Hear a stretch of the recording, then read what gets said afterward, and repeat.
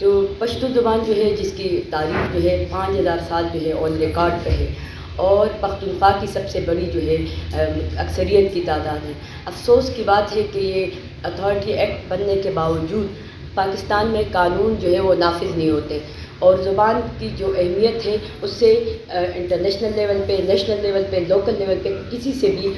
کسی لیول پہ بھی انکار نہیں کیا جا سکتا اس کی اہمیت سے، لیکن ابھی تک وہ قانون نافذ نہیں ہو سکا۔ یہ جو ہماری زبان ہے جس کی اتنی بڑی تاریخ ہے، اس کو ابھی تک لوگ جو ہے، جو ہماری آنے والی نسلیں ہیں، جب تک وہ نصاب میں، کریکولر میں نہیں پڑھیں گے، اس کو لکھ نہیں سکیں گے، تو وہ ان کی وہ زبان جب وہ ختم ہو جائے گی۔ زبانیں جب ختم ہوتی ہیں تو قومیں جو ہیں ختم ہوتی ہیں، اور یہ جو تعصب کا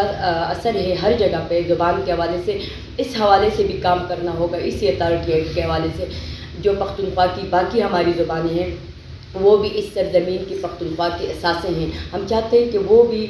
ترقی و ترویج ہو اس کی آگے، اور اس کے ادب کے حوالے سے، ثقافت کے حوالے سے، اور کریکولم کے حوالے سے، مردم شماری کے حوالے سے، شناختی کارڈ کے حوالے سے تمام لوگوں کو ان کی زبان کی شناخت دی جائے۔ ان زبانوں کی نگرانی کے لیے کوئی ادارہ نہیں ہے، ان پہ ریسرچ نہیں ہو رہا ہے، ان پہ کوئی کام نہیں ہو رہا ہے، ان کے نصاب میں شامل نہیں کیا گیا ہے۔ تو اس وجہ سے گزشتہ 20 سالوں سے ہم یہ کوشش میں ہیں کہ کس طرح ایک ادارہ بنایا جائے۔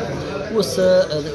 گندھارا ہند کو board, FLI، forum for language initiative, IBT، انجمن ترقی دامیہ، یہ مل کے انہوں نے ایک تحریک شروع کی۔ تو اس وجہ سے 2012 میں خیبر پختونخوا میں جو عوامی پارٹی کی حکومت تھی، انہوں نے ایک اتھارٹی بنائی ہے ہماری کوششوں سے کہ ان زبانوں پہ نگرانی ہوگی اور ان پہ کام ہوگا۔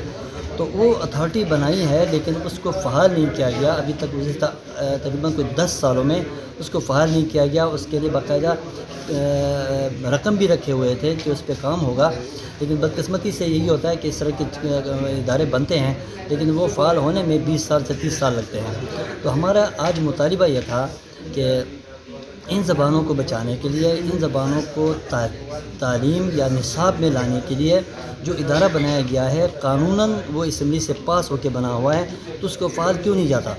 کیوں نہیں کیا جاتا؟ تو اس لیے ہمارا مطالبہ ہے کہ گورنمنٹ سے، موجودہ جو نگران حکومت سے کہ اس ادارے کو فعال کیا جائے، تاکہ یہ جو مادری زبانیں، جو ماں بولی زبانیں ہیں، یہ چھوٹی چھوٹی زبانیں، زبان کوئی چھوٹی نہیں ہوتی، لیکن